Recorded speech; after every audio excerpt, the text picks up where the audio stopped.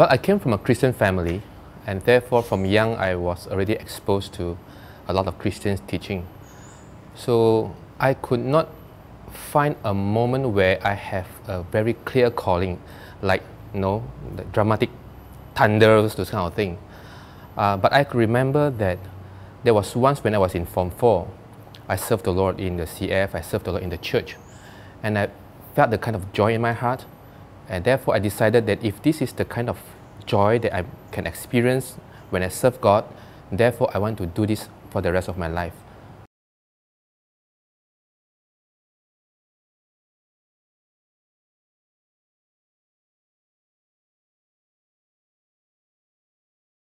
And as a result of that, I began to think these questions. If I want to serve God full-time, and at the age of 40, I cannot function as what I thought I can be, what should I do?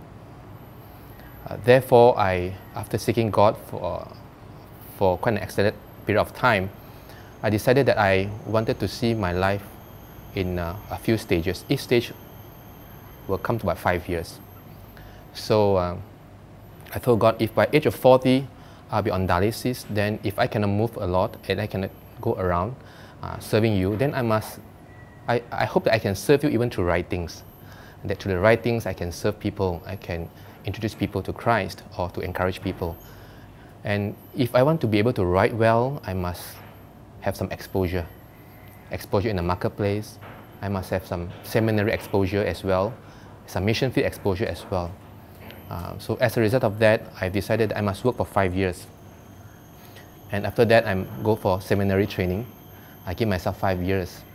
And then come to mission field again for about 5 years, and then to further my study for 5 years. So I calculate roughly I will come to about 40 plus. If indeed that happens, and then I will be ready to serve God. When it comes to 5 years, the 5th year, the decision to say bye-bye to the workplace, but to serve God, it wasn't easy, because while working I had also quite enjoyable marketplace ministry. So I negotiated with God. God, if I have been successful in the workplace, why should I go to full-time? But that initial calling or initial decision while I was in Form 4 continued to prick me, and my decision in the varsity, 5 years, continued to come back to me. So I decided I must seek God in this area. I've asked a few friends to pray along with me. I shared with them this is the situation, and asked them, why don't you pray for me, along with me, for a period of 1 month. I remember 1 month. After 1 month, we came back, and it was, well, I didn't expect it.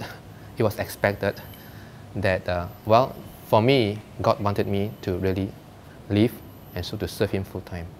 And my few friends also came back and says, yes, you should go full-time. And not only full-time, it was very specific. 3 of us, it was very specific.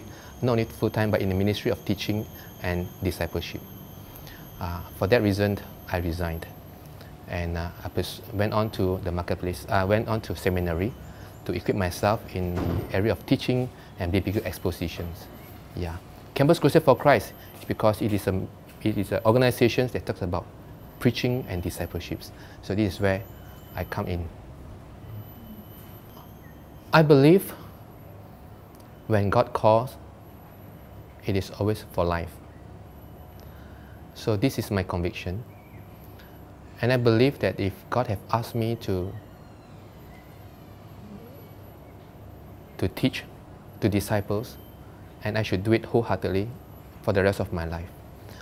And perhaps in the biblical accounts, it also biblical account is also very clear. It says that the pathway of full-time or even serving God will not be easy. It will come with a lot of problems and challenges and struggles.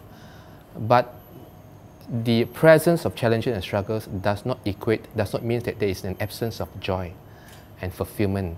And as a result of that, with that calling and with that constant experience of fulfillment and joy and satisfaction in seeing people being blessed, in seeing people being built up, that I think is the reason for me to be able to continue on for that long. Were there times where I felt that I want to quit? Yes, of course. Support raising, when you compare to your salary with last time, you know, those kind of thing. Those were the challenges when I see my peers driving big cars and I'm still driving small cars. Well, that were some of the challenges. But the love of God compelled me to carry on with the task that He has assigned me to do, teaching and discipleship.